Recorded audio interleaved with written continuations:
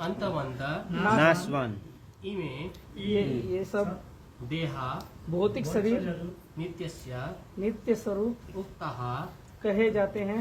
शरीरं देहधारी जीव का अनासीनः कभी नाश न होने वाला, अप्रेम्यस्य न मापा जा सकने योग्य। तस्मात् अतः युद्धस्व युद्ध करो भारत। हे भारतवंशी भरतवंशी। हरि बोल। तो यहाँ पे भगवान अर्जुन को अध्याय 2 18 श्लोक नंबर 18 में क्या बोल रहे हैं? अविनाशी अप्रमेय तथा शाश्वत जीव के भौतिक शरीर का अंत अवश्यम भावी है, अतः हे भरतवंशी युद्ध करो।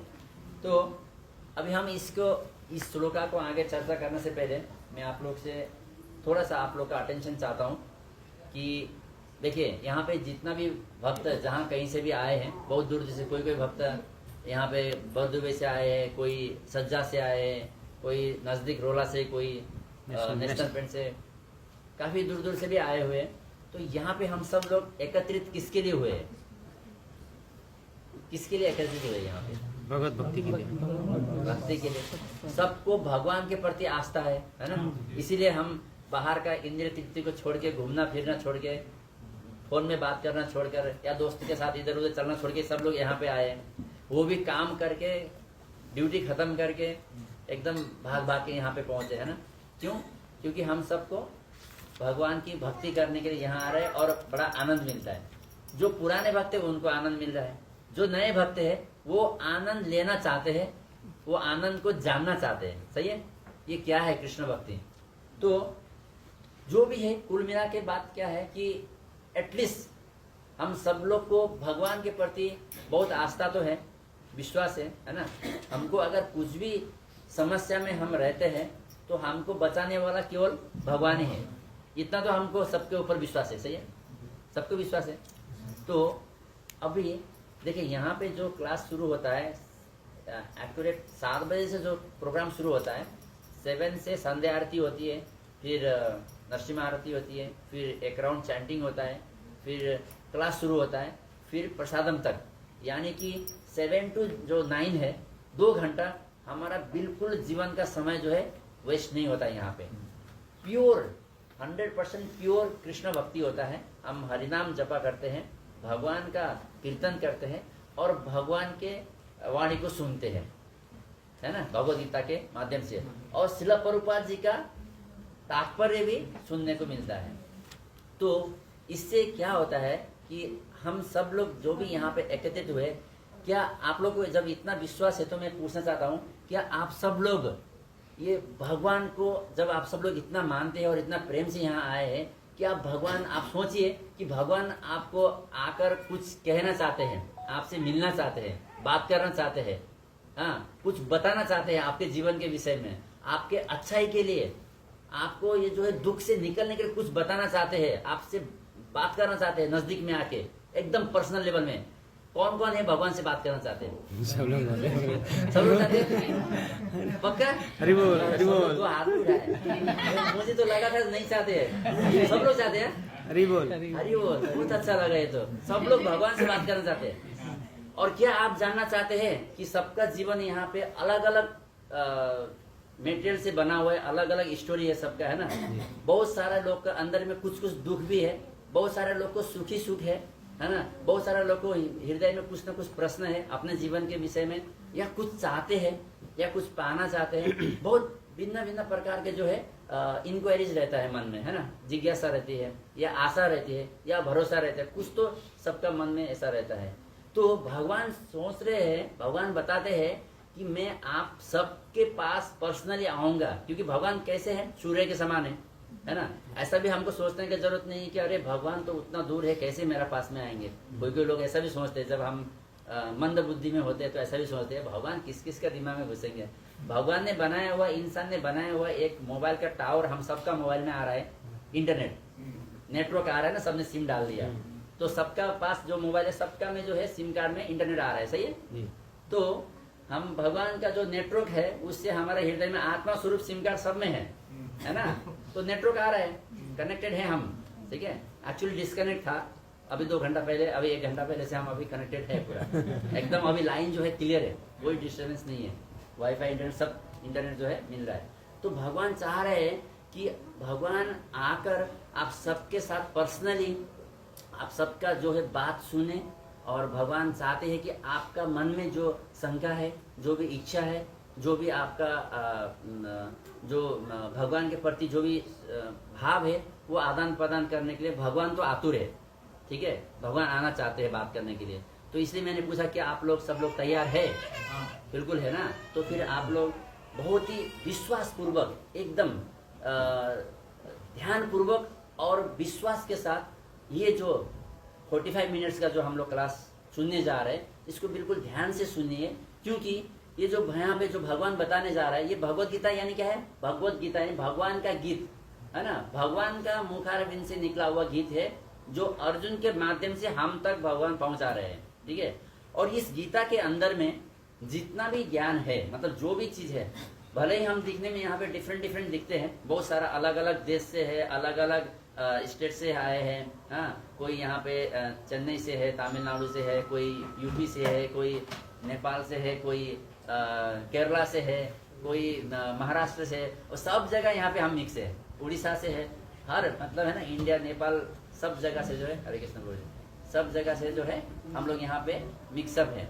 तो थोड़ा सा आगे आइए, और थोड़ा अभी अगला साल तक हम एक दीवार को उधर करके और जगह भी ले लेंगे इधर, अभी जगह कम पड़ रहा है, थोड़ा सा टाइट होके बैठना पड़ेगा। हाँ,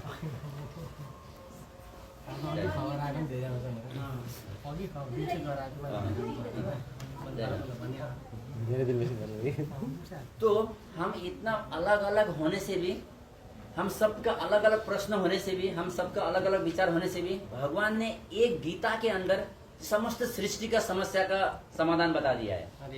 एक भगवत गीता के अंदर में पूरा समस्त संसार में, ये सृष्टि में जो संसार में जो हमको दिखता है, ये भौतिक संसार में जितना भी जीव है, जितना भी लोग है, इंसान है, जो भी है, जितना भी उनका समस्या है या जितना भी उनका प्रश्न है, वो सबका आंसर केवल एक ही भगवत गीता के अंदर है। ये कैसे हो सकता है? हो सकता है, नहीं हो सकता है? हो सकता है, हो सकता है ना, क्योंकि हमने तो पढ़ लिया है, सुन लिया है ना। तो ये कैसे पॉसिबल है? क्योंकि ये हमारा खुद का बुद्धि से केवल खुद का प्रयत्न से या खुद का बुद्धि से केवल इतना कुछ समझने के लिए पर्याप्त नहीं है। इसीलिए हमको भगवान क्या बोलते हैं, इसको जो है एक गुरु के माध्यम से सुनना चाहिए। क्यों गुरु का माध्यम से सुनने की आवश्यकता है? हमको गुरु का चयन करना क्यों आवश्यकता है? जो हमारे गुरु महाराज है, ये जो जयप्रकाश महाराज, अभी गुरु महाराज के जो है मोर देन 50,000 डिवोटीज है, तो अभी भी बहुत लोग लाइन में है, क्यू में है। तो हम बहुत सारे लोग जो प्रतीक्षा कर रहे हैं गुरु महाराज का जो इनिशिएशन के लिए। तो इस प्रकार गुरु का आवश्यकता क्यों पड़ता है? हाँ, गुरु से दीक्षा लेने के लिए, गुरु से कुछ शास्त्र का सुनने के लिए क्यों आवश्यकता पड़ता है?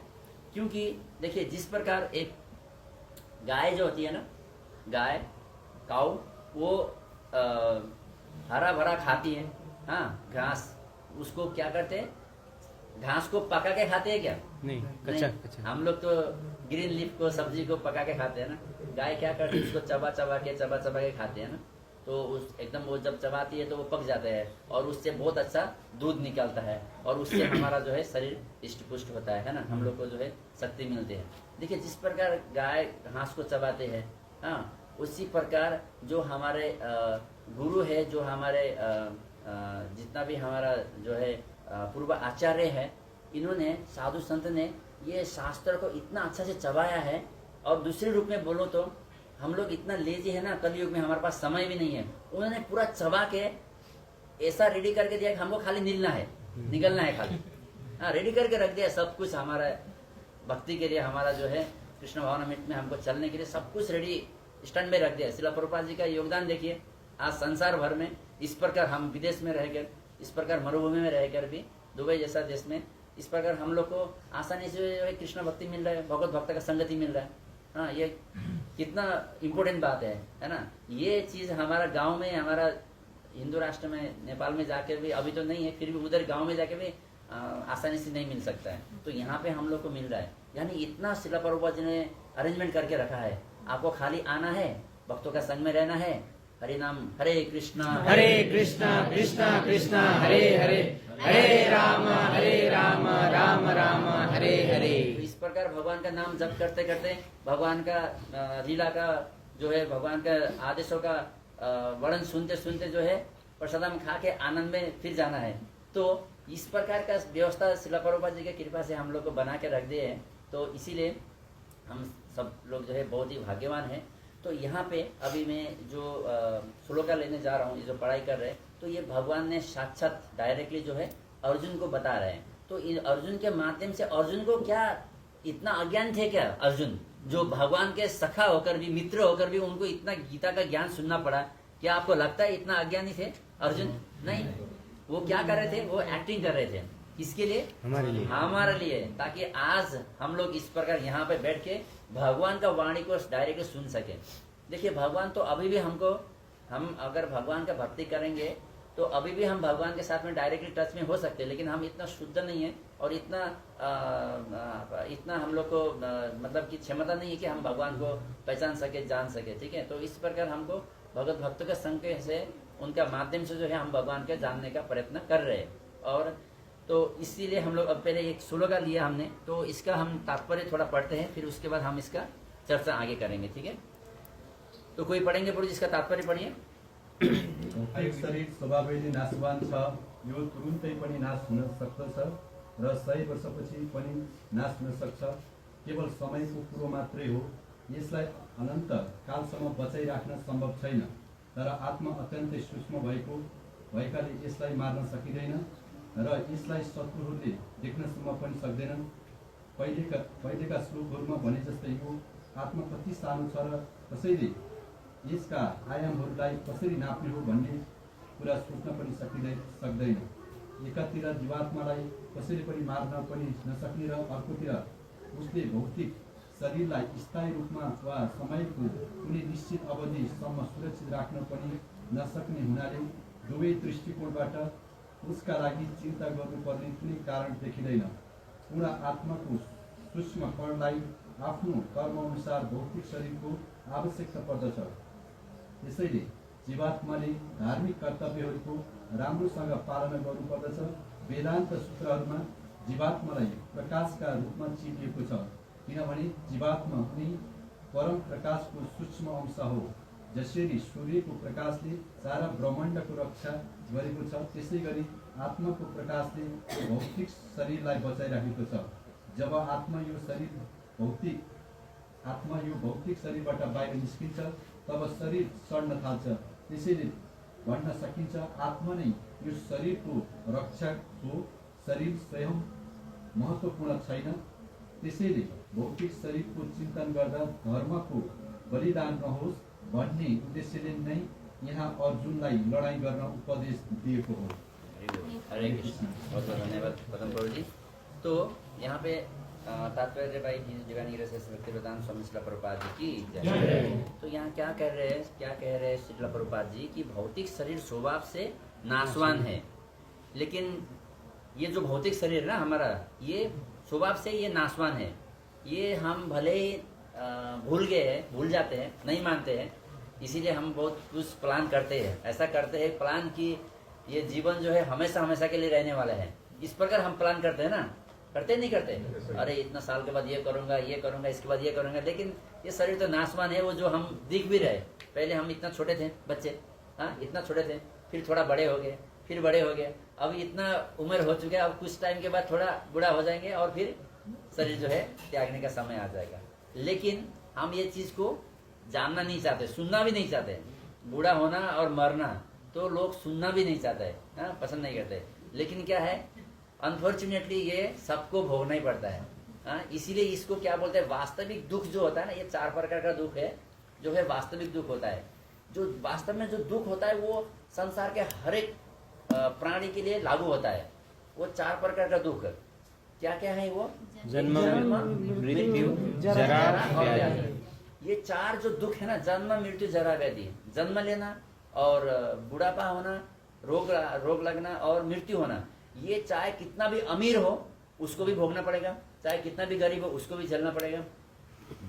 कितना भी वो इंटेलिजेंस हो, साइंटिस्ट हो, जो भी एजुकेटेड हो, उसको भी ये सब चीज, 4 चीज में जो है वो दुख भोगने पड़ेगा। और जो बिल्कुल मेंटल है, कुछ बुद्धि नहीं है, बच्चे हो बूढ़े हो जो भी है, जैसा भी स्थिति में, अरबपति क्यों ना हो, बिलियनियर्स मिलियनियर्स जो भी है, सबको ये 4 दुख झेलना ही पड़ेगा। इसलिए ये जो है वास्तविक दुख बोला जाता है।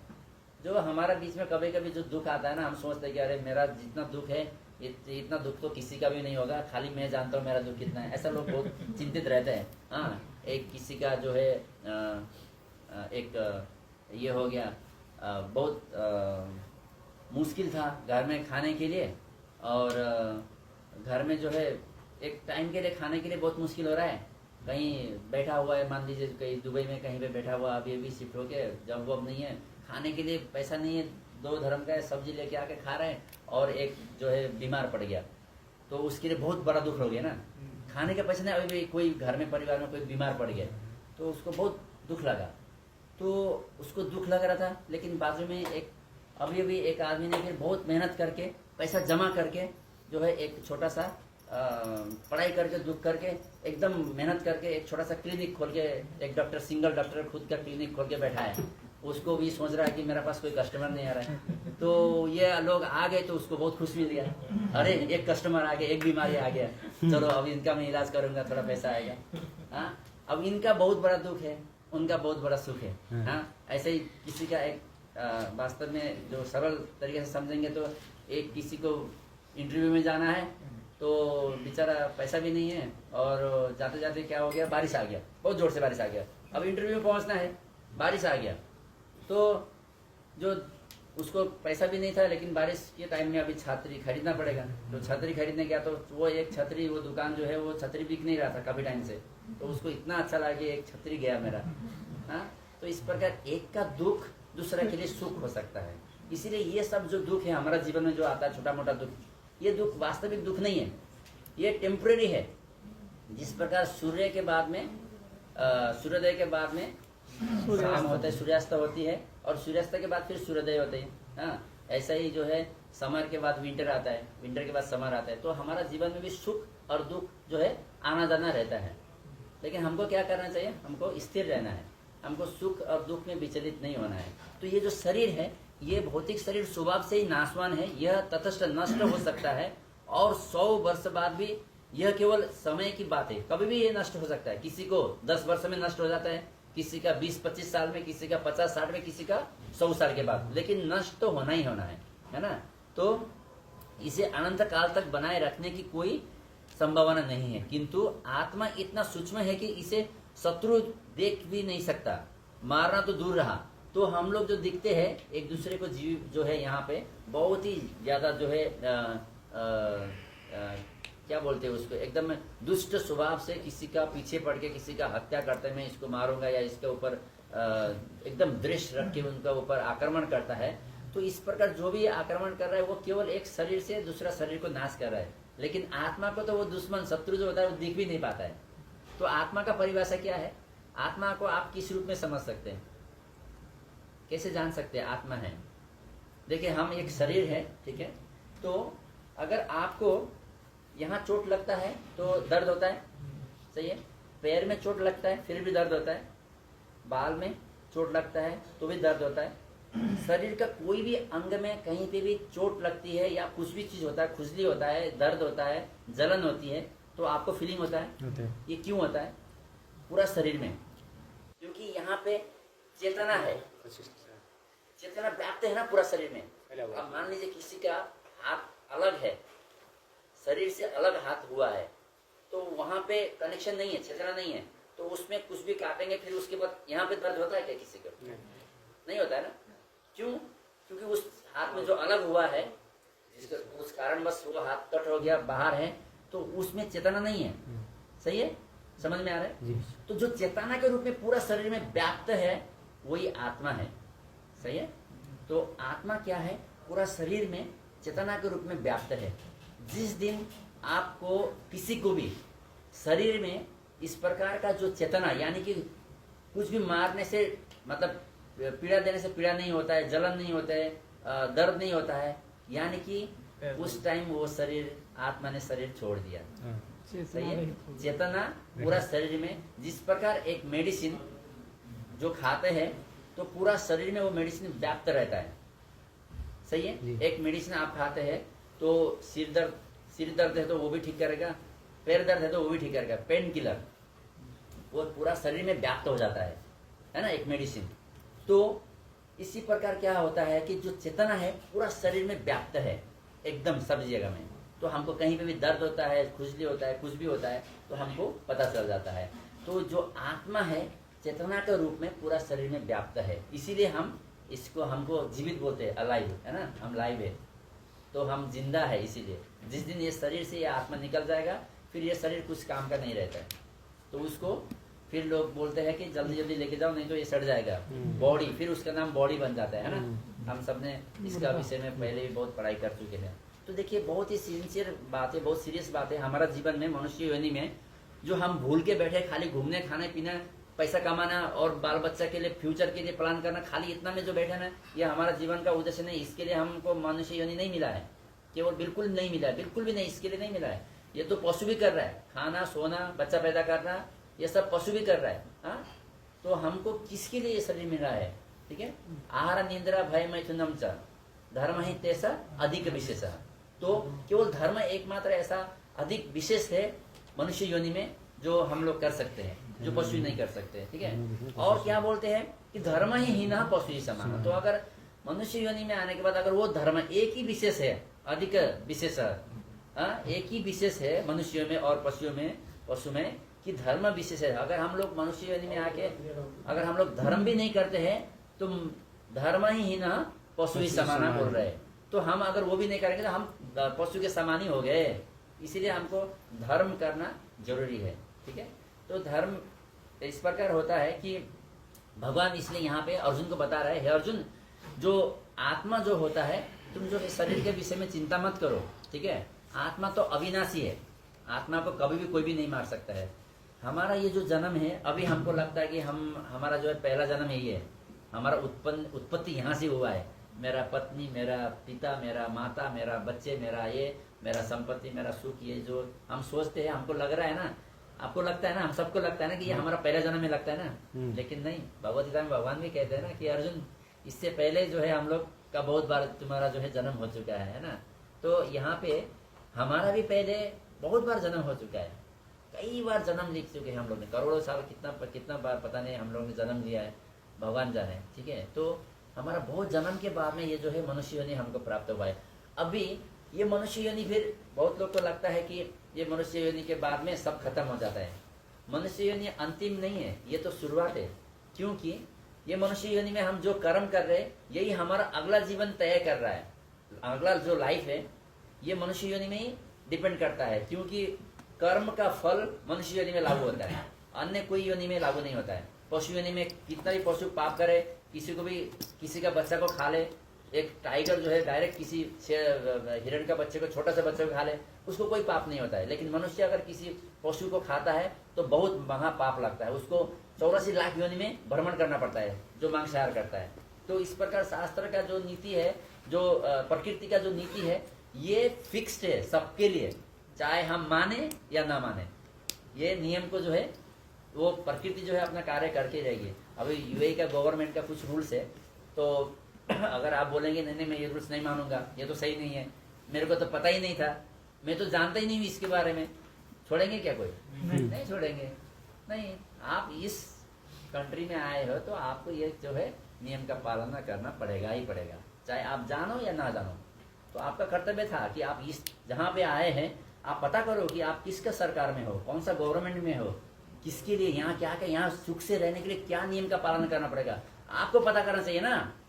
तो प्रभु जी, माता जी, आप सब लोग ये भौतिक धरती में आए, इस पृथ्वी लोक में आए, तो मनुष्य योनि में आए, चेतनशील प्राणी है, तो आपको इंक्वायरी करना चाहिए कि मुझे इस शरीर में रहने के लिए, सुखपूर्वक रहने के लिए, इस धरती में रुकने के लिए, और ये दुखालय से बाहर निकलने के लिए, और परिवार के साथ सुख शांति से रहने के लिए यहाँ का सरकार का क्या नियम है, यानी कि भौतिक संसार का, यानी प्रकृति का क्या नियम है, भगवान क्या कहते हैं, भगवत गीता में क्या निर्देशन दे रहे हैं, क्या आदेश का पालन करना पड़ेगा।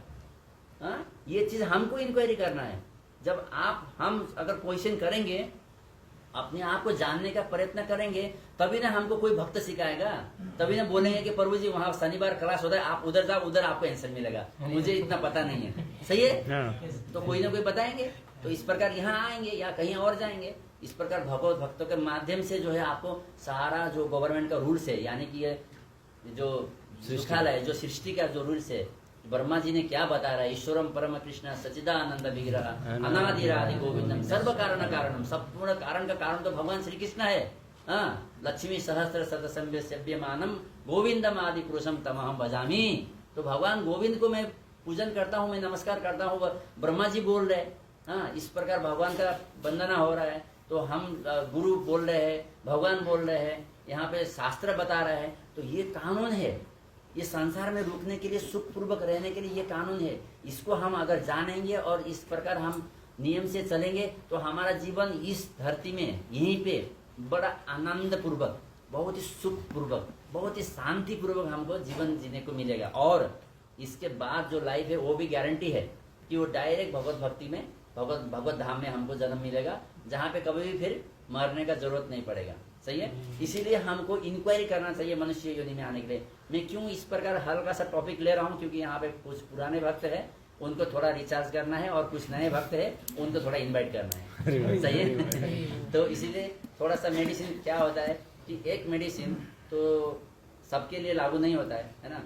अभी यहाँ पे बीमारी एक ही जैसा है वैसे, लेकिन कोई भी किसी का बीमारी थोड़ा पुराना है, किसी का थोड़ा नया है तो हम थोड़ा सा हल्का मेडिसिन देंगे ताकि पुराना का थोड़ा डोज रिपीट मिले और नया को जो है थोड़ा रिकवर मिले। तो इसलिए मैं क्या बोल रहा हूँ कि यहाँ पे जो भी आप यहाँ पे एकत्रित हुए हैं आज का दिन में, एक रिक्वेस्ट देता हूँ, रिक्वेस्ट करता हूँ। देखिए, ये जो कार्यक्रम हम चलाते हैं, जो भी श्रील प्रभुपाद जी की कृपा से हम कृष्ण भावनामृत में आए हैं और इस प्रकार भगवत भक्ति में लगे हुए हैं, इस प्रकार जो प्रचार कर रहे हैं, ये मुझ में कोई योग्यता नहीं है, ना ही मैं कोई गुरु हूँ और ना ही मैं कोई विद्वान हूँ।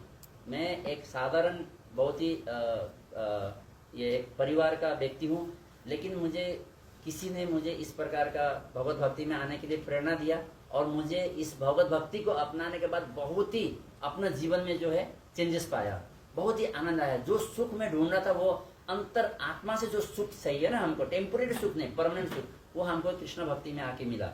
तो मैं उनके ऊपर थैंकफुल हूँ, और उनका किसी भक्त का कृपा से मुझे इस प्रकार का आनंद प्राप्त हुआ। तो मेरा गुरु का आदेश मुझे मिला कि तुम भी इस प्रकार प्रचार करो।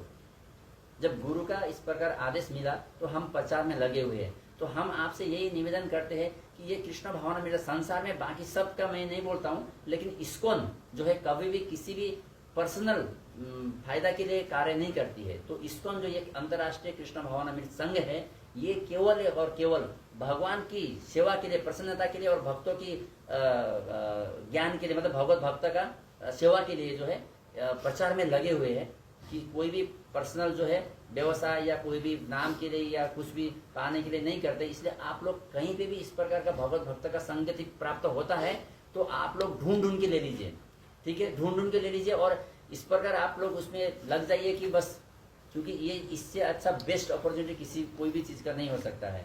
तो अपना जीवन को जो है आनंद बनाइए। इसीलिए कृष्ण भक्ति में आने के लिए हर किसी का भाग्य में नहीं होता है, बहुत ही चुनेवान, बहुत ही कम लोग को जो है इस प्रकार का भगवत भक्ति प्राप्त होता है।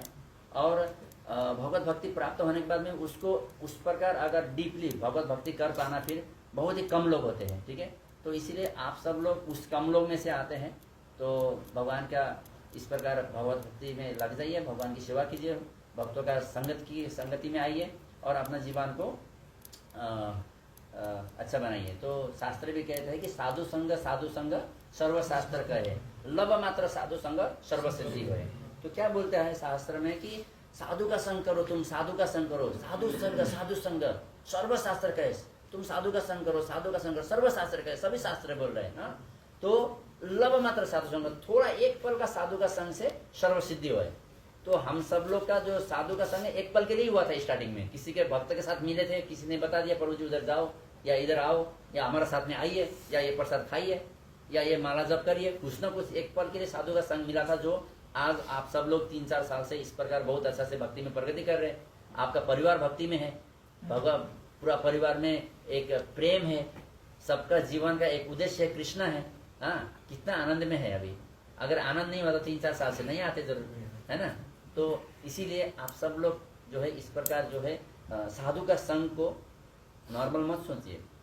बहुत ही भाग्यवान को मिलता है साधु संग, नहीं तो जो दुष्टों का संग तो आसानी से मिलता है ना। दुष्ट का संग लेने के लिए कुछ प्रयत्न करना पड़ता है क्या?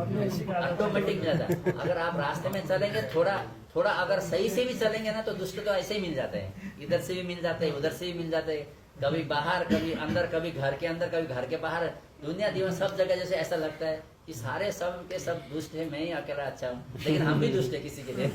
ठीक है, तो इस प्रकार हमारा जीवन है। तो देखिए दुष्ट लोग जो है बहुत ही आसानी से मिल जाता है। जैसा दुख जो है बिना निमंत्रण का आ जाते हैं, बिना बुलाए टपक जाते हैं। दुख जो है एकदम अपने आप जो है आ जाता है। इसी प्रकार जो है जो दुष्ट लोग है आराम से मिल जाते हैं, लेकिन भगवत भक्त इतना आसानी से नहीं मिलता है। ठीक है, और आसानी से मिल भी जाता। मिलना मतलब खाली दिखने में नहीं होता है, उनके साथ जुड़ना, उनके साथ संबंध बनाना, ये बहुत ही बड़ी बात है। इसीलिए कभी भी आप लोग ये बात को बहुत ही गंभीरता से सोचना चाहिए। इसको आप एक अच्छा वैल्यू देना चाहिए कि कृष्ण भक्त का जो संगति है ये बहुत ही बड़ा सौभाग्य से प्राप्त होता है। इसके लिए देवता लोग तरसते हैं स्वर्गलोक से। देवता जो होते हैं ना स्वर्गलोक में, उनको भी तरस आती है कि मुझे भारत भूमि में जन्म मिले और मैं भगवत भक्ति करूं और फिर भगवत धाम जाऊं। क्योंकि स्वर्गलोक में भी जो जाते हैं वो परमानेंट सोल्यूशन नहीं है, वो विजिट वीसा जैसा है। विजिट वीसा में गया, जितना तक धन था खत्म किया, फिर वापस आ गए। हाँ, ऐसा है, विजिट वीसा है वो तो स्वर्गलोक। तो नर्क भी विजिट वीसा है, वो दुख वाला जो जेल वाला, और ये भी स्वर्गलोक भी जो है विजिट वीसा है। ठीक है, तो इस प्रकार जो है हमको कृष्ण भक्ति के ऊपर विशेष चिंतन करना चाहिए, कृष्ण के ऊपर विशेष चिंतन करना चाहिए, भगवत भक्तों का सेवा करना चाहिए। ठीक है, ये शरीर नाशवान है, ये शाश्वत नहीं है। तो हमको शरीर के प्रति अधिक चिंतित होने का आवश्यकता नहीं है, परिवार के प्रति अधिक चिंतित होने का आवश्यकता नहीं है, लेकिन जिम्मेवार होना आवश्यक है। ऐसा भी नहीं कि फिर मैं ये ना बोल दूं। आप लोग क्या सोचेंगे कि प्रभु जी परिवार के प्रति चिंतित नहीं हो, क्या करूं, इसलिए मैं पीछे बोल दिया। देखिए सब लोग इंतजार में थे प्रभु जी ने क्या बोल दिया था, तो एकदम रिएक्शन आ गया। लेकिन परिवार के लिए हाँ, जिम्मेवार होना जरूरी है। जिम्मेवारी फिर आप खाली कमा के उनका पेट भरना, उनके लिए मोबाइल देना, उनके लिए टीवी देना, उनके लिए फैन देना, ऐसी देना, वो जिम्मेवारी नहीं होता है। उनके लिए पहले ये भगवत गीता दीजिए, ये ज्ञान दीजिए, तभी जाके आपको अधिकार मिलेगा कि माँ बाप बनने का। नहीं तो शास्त्र कहता है जो लोग ने अपने बच्चे को अगर भगवत भक्ति नहीं देते हैं, कृष्ण भक्ति में नहीं लगाते हैं, गीता का ज्ञान शास्त्र का ज्ञान नहीं दिलाते हैं अपने बच्चे को, उनको कोई अधिकार नहीं है माँ बाप बोलने के। मैं माँ बाप हूँ, मेरा बेटा ने मुझे अनाथ आश्रम में छोड़ दिया, मेरा बच्चा ने, मेरा बेटी ने, मेरा बहू ने, जो भी है ये लोग ने मुझे तकलीफ में डाल दिया, मुझे जो है घर से निकाल दिया, मुझे खाने नहीं दिया, मैंने बचपन से इतना मेहनत करके पाल पोस के बड़ा किया। ये सब जो आरोप लगाते हैं ना, इसमें एक्चुअली माँ बाप का भी गलती है। क्योंकि जब बचपन में उनको अगर भगवत भक्ति का ज्ञान दिया होता तो वो एक धार्मिक बच्चे बनते, उनको धर्म का, नियम का, शास्त्र का डर होता, उनको एक अपना जो संस्कार, जो संस्कृति, जो हमारा कर्तव्य है, जो परिवार के प्रति, जो माता पिता के प्रति जो आदर्श है, जो सम्मान है, वो सब सीख जाते हैं। लेकिन नहीं, हमने क्या सिखाया, पूरा के पूरा पैसा देना उनके लिए। अभी क्या आया लेटेस्ट, क्या आया वो देना, उसके लिए घर जमा करना, उनके लिए ज्ञान का भंडार नहीं, सम्मान नहीं, उनके लिए घर दौलत, इस वो सब। तो क्या अधिकार है? आपने तो आपको अपने माँ बाप ने दे दिया और आपने अपने बच्चे को ट्रांसफर कर दिया, क्यों रो पड़ रहे हो? जाओ फिर अपना, हाँ, जीवन भर क्या कर्म किया।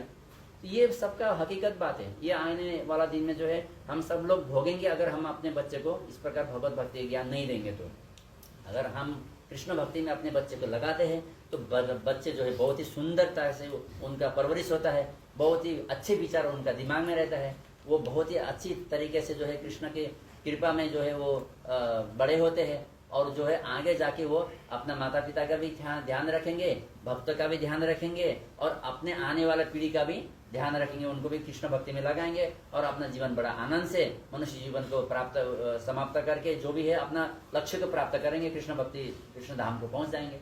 तो इसमें किसका लॉस है ना?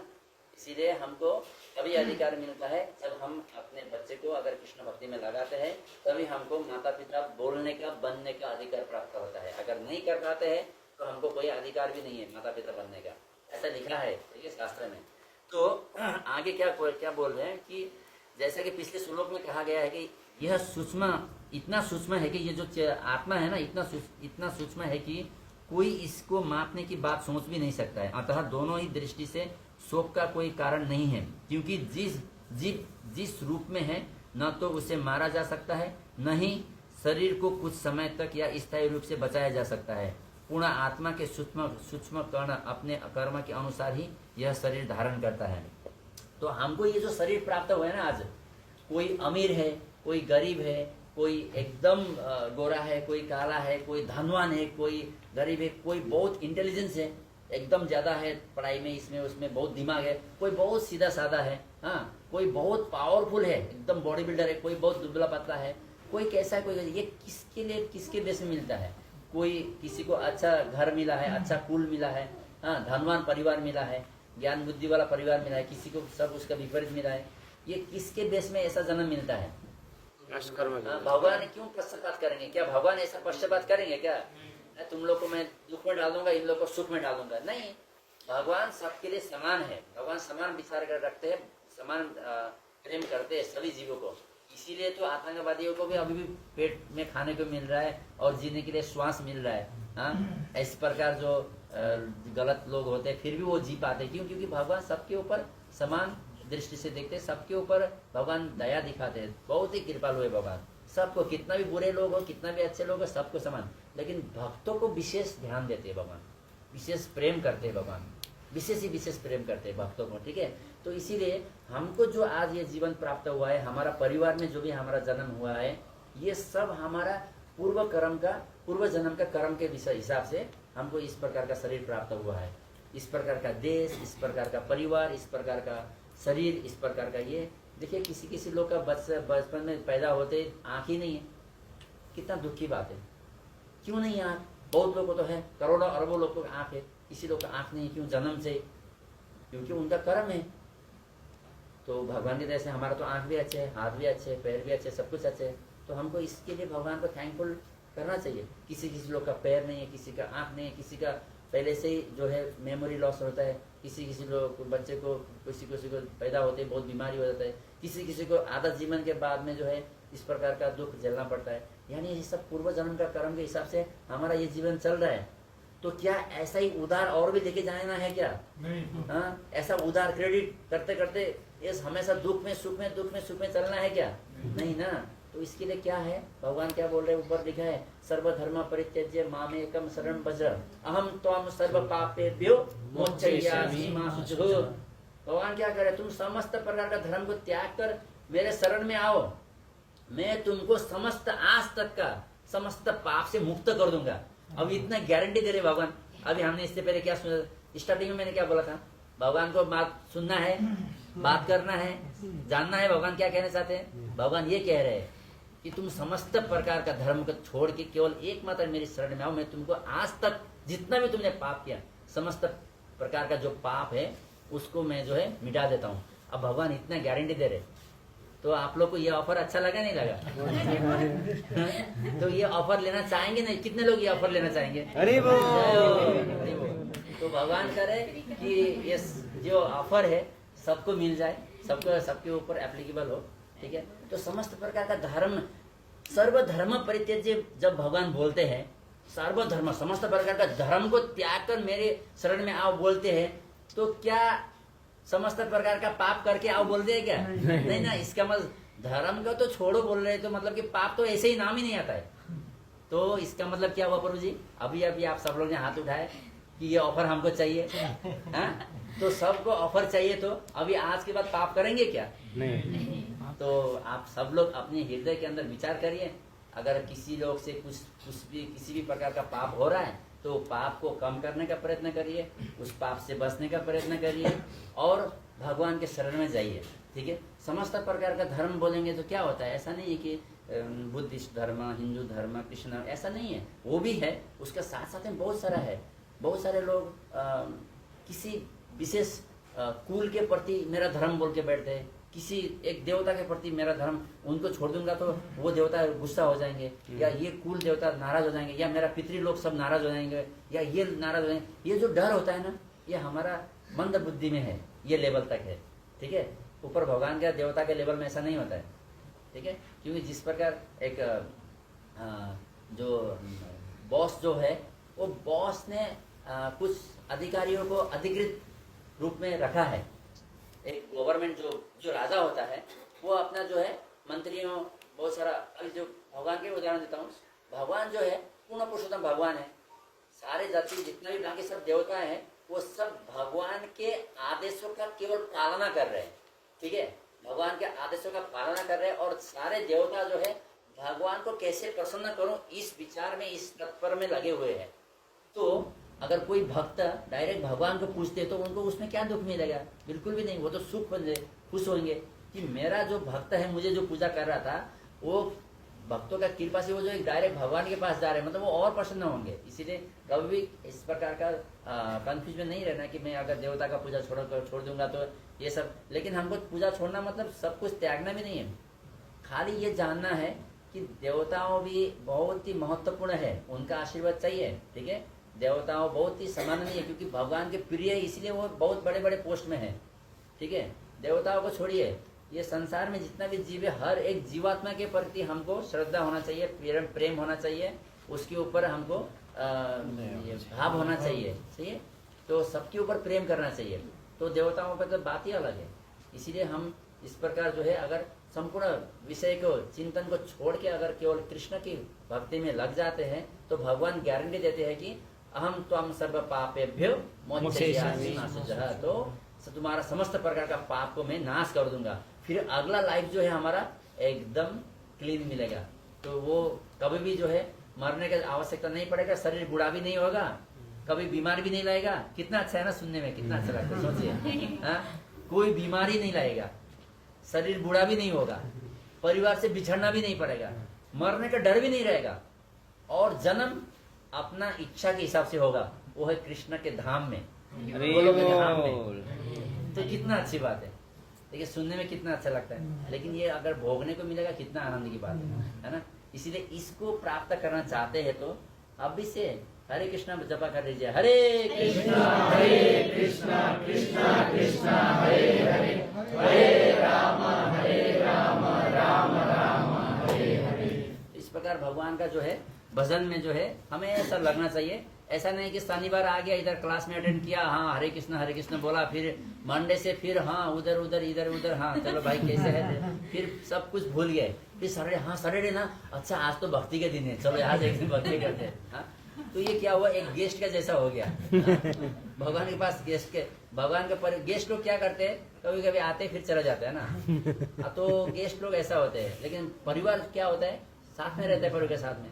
तो हमको गेस्ट नहीं बनना है, परिवार बनना है, सही है। तो आगे क्या बोल रहे हैं कि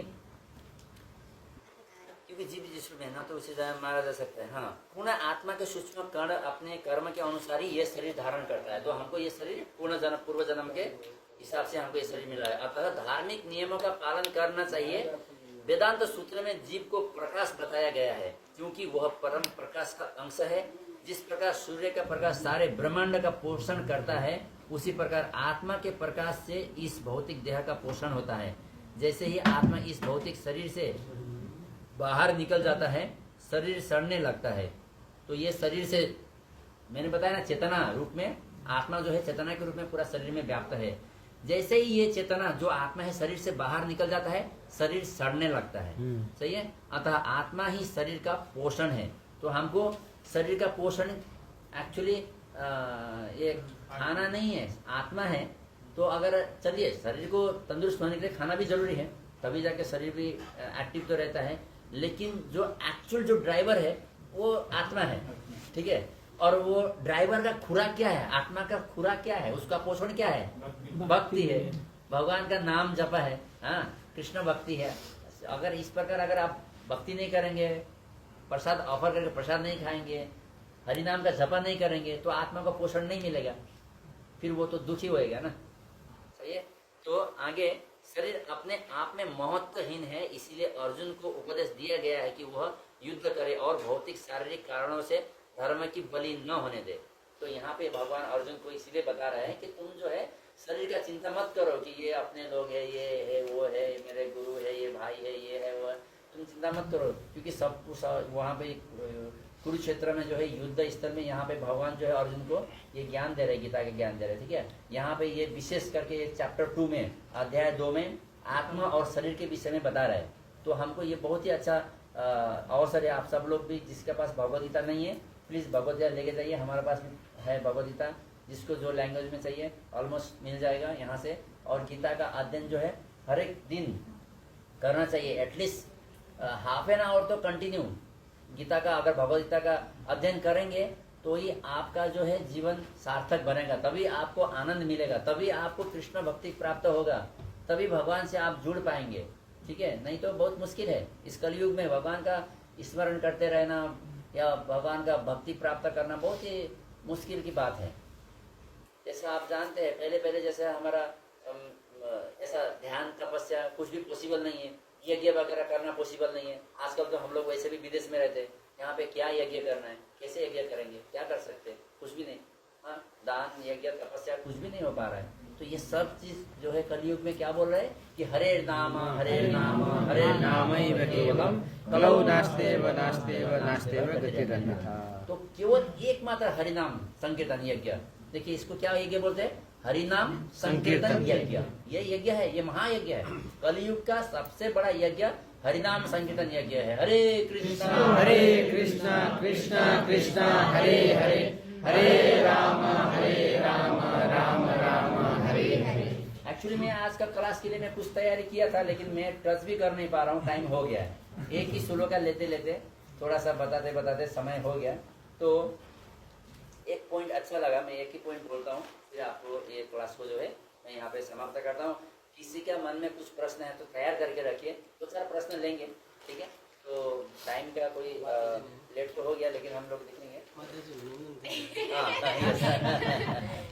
तो भगवान के भक्त बनने के लिए हमारे मन भगवान में लगाना जरूरी है। पहली बात है, अगर भगवान का भक्त बनना है तो लास्ट पॉइंट, लेकिन बहुत ही स्वीट पॉइंट है सबको। भगवान को जो भगवान का भक्त बनने के जो इच्छा रखते हैं, अगर आप चाहते हैं कि भगवान हमारे बात सुने, हाँ, हमारा प्रार्थना को सुने, हमारा आवश्यकता को सुने, हमारा जो इच्छा को समझे, अगर ऐसा चाहते हैं, क्योंकि हम सब लोग अल्टीमेटली बहुत दुख में बहुत कष्ट में होते हैं तो भगवान को याद करते हैं ना, वही एक है, और तो कुछ उपाय नहीं होता। हे भगवान बचा लीजिए, हे भगवान इस मुश्किल से सामने, ये मुश्किल से जो है मुझे निकाल दीजिए, इस पीड़ा को जो है कटाइए, कुछ भी करके हम श्रद्धावान व्यक्ति तो भगवान को ही प्रार्थना करते हैं। जो अश्रद्धा लोग होते हैं वो भी भगवान को प्राप्त करते हैं, लेकिन वो काल के रूप में। जो पूजा नहीं करते, वो जो भगवान से दूर रहते हैं, वो भगवान फिर उनको काल के रूप में उधर जाते हैं। तो इतना डेंजरस रूप क्यों चाहिए, जब इतना अच्छा स्वरूप है भगवान का, सुंदर स्वरूप है ना, तो हमको भगवान के रूप में ये करना चाहिए। तो भगवान के भक्त बनने के लिए हमारे जो मन है भगवान में लगाना है।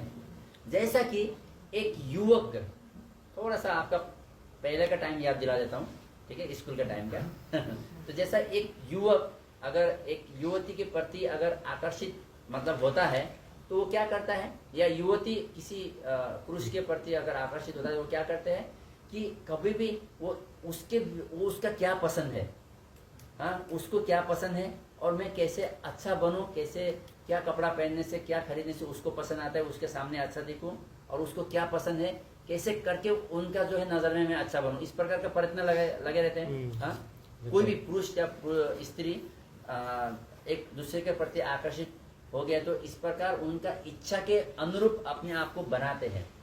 तो अगर हमको कृष्ण भक्ति प्राप्त करना है, भगवान का अगर प्यारा होना है, तो हमको भी भगवान की क्या इच्छा है उसके अनुसार हमारा जीवन को लेके जाना चाहिए। हमारा जो आदत होता है, जो हमारा विचार होता है, जो हमारा पहनना, सोचना, खाना, सब कुछ कृष्ण के पसंद के हिसाब से अगर हम करते हैं तो भगवान हमको बहुत प्रेम करेंगे, बहुत प्रेम करेंगे। फिर हमारा जो है इतना मतलब कि अभी देखिए भौतिक संसार में स्त्री और पुरुष तो केवल कुछ वर्ष में अलग हो जाएंगे, है ना, मैंने लास्ट उस 1 महीना पहले जो लास्ट वीक क्लास में बताया था ना, बहुत प्रेम करने वाला हस्बैंड वाइफ, एक दूसरे के बिना तुम्हारे बिना मैं जी नहीं सकता हूँ, तुम्हारा बिना तो मैं मतलब मेरा तो कुछ भी नहीं है, तो इतना प्रेम करने वाला कोरोना के टाइम में हस्बैंड मर गया, तो कोरोना लगा हुआ है, हस्बैंड मर गया, तो 2-3 भक्त लोग आके बैठ रहे,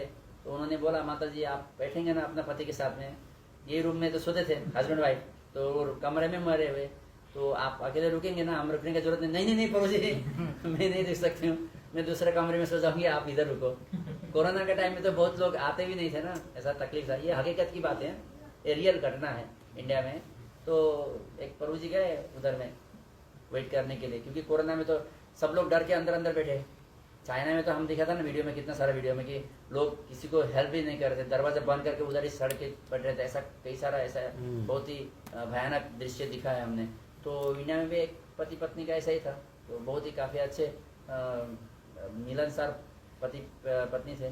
तो जब पति का ये हो गया तो मतलब कि रुक नहीं सके। इसका मतलब ये नहीं कि उसके ऊपर हमको विचार करने की आवश्यकता नहीं है, लेकिन कहने का मीनिंग क्या है कि हमारा शरीर जो है शाश्वत नहीं है, नाशवान है, और ये शरीर मरने के बाद यही शरीर से डर लगता है। हकीकत है ना। अभी जिस शरीर से हम प्रेम करते हैं, जिस शरीर के प्रति इतना आकर्षण होते हैं, आप सोचिए अगर वो शरीर ने वो आत्मा निकल गया, वो डेड बॉडी के साथ में कितना दिन आदमी अकेला बैठ सकता है? एक दिन में नहीं बैठ सकता है? एक दिन एक रात बैठ सकते हैं? कोई डर लगता है ना। हाँ, डर लगता है ना। तो सोचिए, तो ये क्या आकर्षण है, क्या प्रेम है, कितना दिन का प्रेम है। तो यहाँ पे क्या बोलो, कृष्ण का प्रेम कैसा है? आज भी है, कल भी है, मतलब हमेशा के लिए है। यानी कि भगवान कृष्ण जो है हमारा ये शरीर में हम आने से पहले भी हमारा हृदय में भगवान विराजमान थे, अभी भी हमारा हृदय में परमात्मा रूप में विराजमान है। और हम अगर भगवान को इस प्रकार प्रेम करते हैं तो भगवान हम लोग शरीर छोड़ने के बाद में भी भगवान हमारा साथ में आने वाले हैं, साथ में रहने वाले हैं। तो इसीलिए सबसे इम्पोर्टेंट क्या है, पहले कृष्ण को प्रेम करना सीखिए। कृष्ण के प्रति तभी हम आकर्षण होंगे जब कृष्ण के विषय में हम जानेंगे। अब किसी को हम ऐसे ही प्रेम नहीं करते, उसको रूप को दिखने के बाद, उसका आदत को दिखने के बाद, उसका आवाज को सुनने के बाद, हाँ, ये सब चीज के बाद ही लोग आकर्षित होते हैं ना। तो इसी प्रकार भगवान के विषय में पढ़िए, भक्तों का संगत करिए, और भगवत गीता, श्री कृष्ण बुक लगा, कृष्ण लीला सुनिए, तो आपको आकर्षण बढ़ेगा भगवान के प्रति। और उनका इच्छा के हिसाब से अपना जीवन को उस प्रकार लेके चलिए, तो भगवान के साथ अपना प्रेम जो है, जब इस प्रकार प्रेम का बंधन बन जाएगा, तो ये जीवन के साथ साथ हमेशा हमेशा के लिए जो है कृष्ण प्राप्ति होएगा। सही है।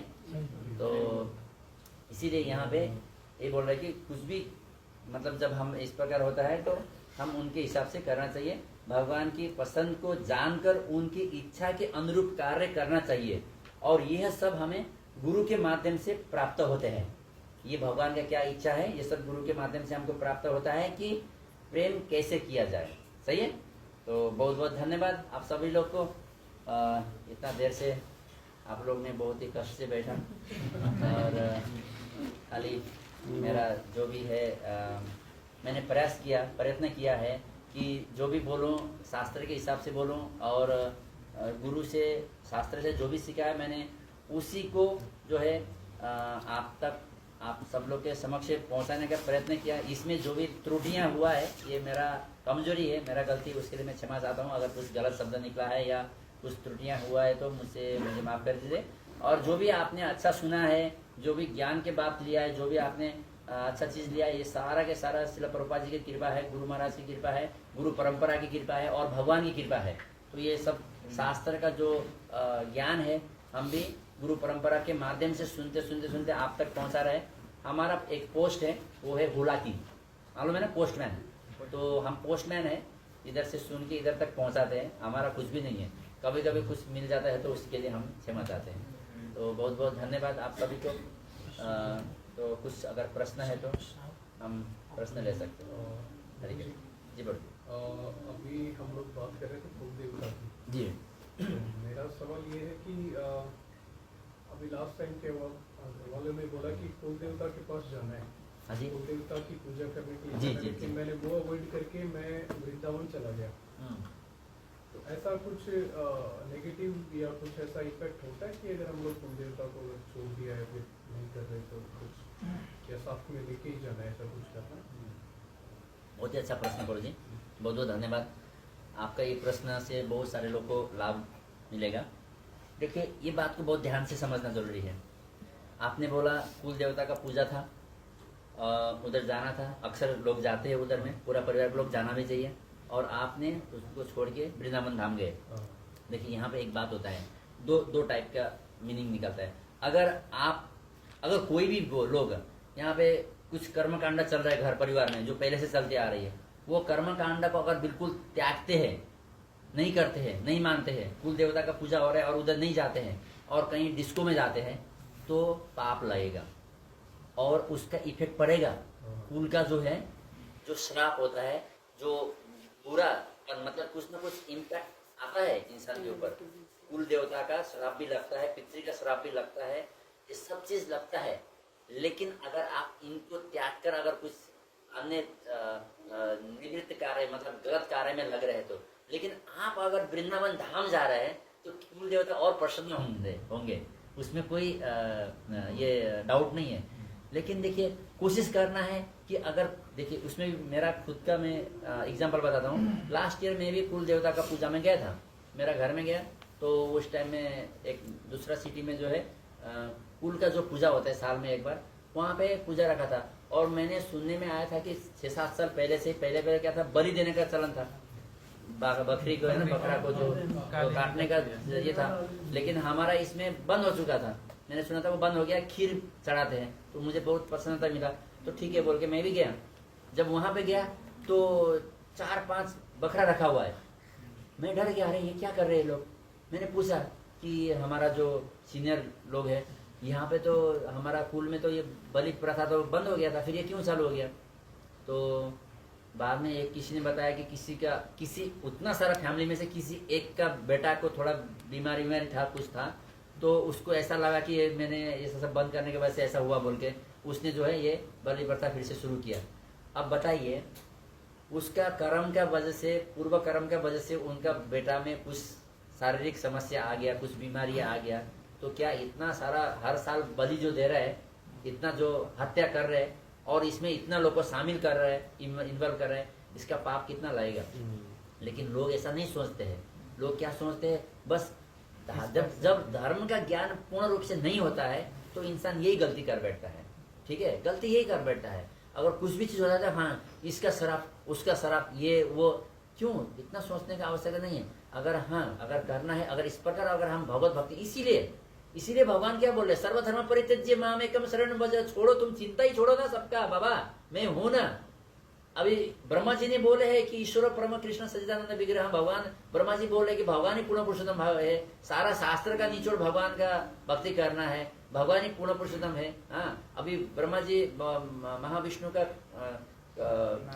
नाभि से निकले हैं ब्रह्मा जी, और उन्होंने ये सृष्टिकर्ता, हाँ सृष्टि जो रचयिता है, उन्होंने इस प्रकार भगवान का वर्णन किया है। और ब्रह्मा जी का ये निदान से जो है, यहाँ से रुद्र अवतार में शिवजी प्रकट हुए, शिवजी से गणेश जी प्रकट हुए, हनुमान जी राम के भक्त है। इस प्रकार बड़े बड़े देवता है, जो बड़े बड़े ये सबका अगर रूट से जाएंगे तो भगवान विष्णु जो कृष्ण स्वयं रूप में है, वही पूर्ण पुरुषोत्तम भगवान है। जब भगवान इस प्रकार बोल रहे तो हमको चिंता करने की क्या आवश्यकता है, नहीं है। लेकिन हमारा दुर्भाग्यवश हम लोग धर्म को नहीं जानते हैं, शास्त्र का अध्ययन नहीं करते हैं, राइट डायरेक्शन में नहीं चलते हैं, और हमको 10 जन 10 मत निकलता है। 10 आदमी का बात सुनिए, 10 मत आएगा और 10 रास्ता में कंफ्यूज होके चलिए और जीवन को बर्बाद करिए। यही चल रहा है दुनिया में।